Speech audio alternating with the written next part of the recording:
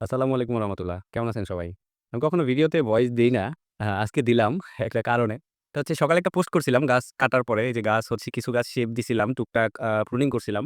আমারটা soft pruning ই বলা চলে। কারণ আমি আগে হার্ড প্রুন করে গাছ শেপে নিয়ে আসছিলাম মোটামুটি।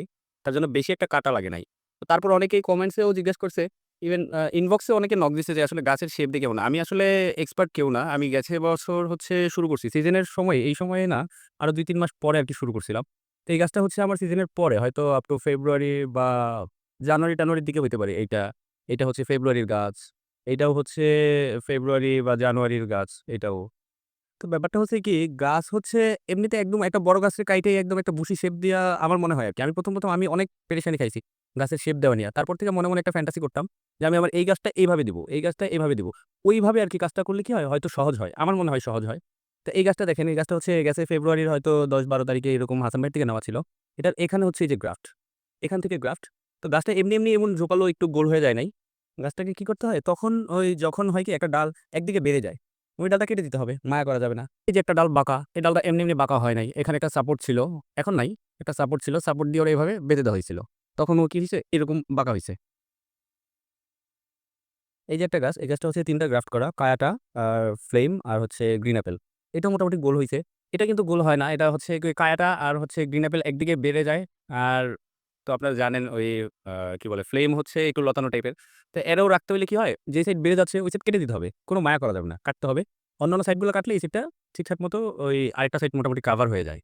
এই যে ফায়ার ওপাল, তারপরে হচ্ছে ফ্লেম এগুলো হচ্ছে আপনার ওইভাবেই আরকি রাখতে হবে। আর পিঞ্চিং এর তো গুরুত্ব আছে। গাছ যখন হার্ড প্রুন করা হবে, হার্ড প্রুন করার পরে যখন ব্রাঞ্চ বের হতে শুরু করবে ২ ইঞ্চি, ৩ ইঞ্চি, ৩.৫ ইঞ্চি, ৪ ইঞ্চি এরকম ব্রাঞ্চ বের হবে, তো ওগুলার মাথাগুলা কেটে দিতে হবে। লাইক এভাবে। এভাবে ধরে এটা মাথা বাড়ছে, পিঞ্চ করে দিলাম। তখন এখান থেকে আরো ব্রাঞ্চ বের হবে। এটা হচ্ছে টেক্সাস কিং। টেক্সাস কিং অনেক বেশি একদিকে বেড়ে যায়। এটারও ওইভাবেই করতে হবে। চারিদিক ঘুরায় কাটতে হয়। এটা আরেকটা ব্যাপার হচ্ছে গাছ যখন রোদ যেদিকে থাকে, রোদ বা আলো যেদিকে বেশি পায়, গাছ ওইদিকে ছোটে। ওইদিকে ডাল দেখবেন বেশি বেড়ে যায়। তো ওই ওই হিসাবে মাঝে কি করতে হবে? ওই টব ঘুরাই দিতে হবে। আর যারা বারান্দা বাগানি আছেন তাদের তো হিসাব আলাদা। তাদের একদিকে বেড়ে যাবে এটা স্বাভাবিক ব্যাপার। তারপরে বুশি করতে চাইলে চারিদিকে ঘুরে রাখতে হবে। এই হচ্ছে বিগত চেষ্টা। কদিন আগে যে যেটা মুরগিতে খেয়ে ফেলছিল, পোস্ট করছিলাম অনেকে হয়তো দেখছেন। এটা হচ্ছে কি এদিকে অনেক বেড়ে গেছিল, এদিকে চারিদিকে এই যে এদিক থেকে দেখলে বুঝতে পারবেন এই যে কাটা। তো কি হবে? কাটতে হবে। আবার এই দিকটা গ্যাপ আছে। তো এদিকটা গ্যাপ থাকার কারণ এখানে আমার কোনো একটা বা ২ টা বা ৩ টা ব্রাঞ্চ আমি কি করব? এখান থেকে পিঞ্চ করব না। ওদের বাড়তে দেব। বাড়ার পর মোটামুটি এতটুকু আসলে তখন ওদের পিঞ্চ করা হবে। তখন কি হবে? এই জায়গাটা ভরে যাবে। এই যে একটা গ্যাপ আছে, এই গ্যাপ এমনিতেই চলে আসবে। এই যে এভাবে ২ টা একটা ব্রাঞ্চ টান দিলে চলে আসবে। তো এই আরকি বেসিক ছিল। আমি আসলে ওইরকম এক্সপার্ট না, আগেই বলছিলাম।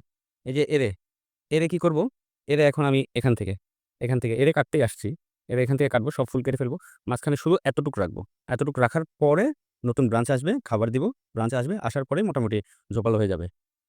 এটা হচ্ছে ওই গ্রিন অ্যাপেলটার সাথেই কিনা, একসাথেই আনা। এই ২ টাকা সেলিং আপার থেকে নেওয়া। সম্ভবত বছরের শুরুতেই হবে। একদম জানুয়ারি-মানুয়ারি এরকম একটা সময় হবে। এটাও মোটামুটি বুশি হয়ে গেছে। আ ছাঁটাই বাকি আছে। একটু ছাঁটাই করলেই মোটামুটি একটা শেপে চলে আসবে ইনশাআল্লাহ। ওই আমি আসলে কখনো এভাবে ভিডিও বানাই নাই। তার জন্য হয়তো ভিডিও একটু লম্বা হয়ে গেছে। যার প্রয়োজন পড়বে হয়তো দেখে নিবেন। এই আরকি। আর হচ্ছে খাবারের ব্যাপারটা হচ্ছে বৃষ্টির জন্য এখন হচ্ছে আপনার প্রুন করে দিচ্ছি। বৃষ্টি কমলে গাছ মোটামুটি সব রিপোর্ট করে দেব। উচিত ছিল আগে রিপোর্ট করে ১০-১৫ দিন পরে গাছ প্রুন করা। কিন্তু ওইটা করতে পারলাম না। প্রচুর বৃষ্টি এদিকে।